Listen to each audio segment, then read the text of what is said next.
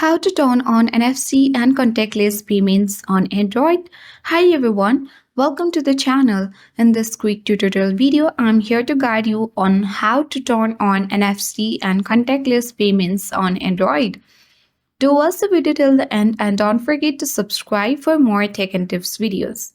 So let me inform you that not all Android phone will have this feature, but luckily if you have got that feature then you can easily find it on your settings. So firstly you have to hop into the settings on your Android device. Now on the settings section you have to locate connected devices option if you have.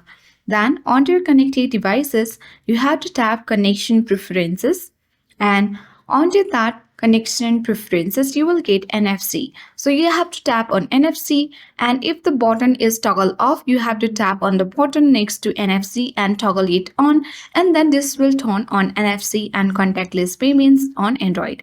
If you don't have the feature in this way, you can tap on the search bar at top of the screen and type in NFC, and then you can turn on NFC and contactless payments on Android.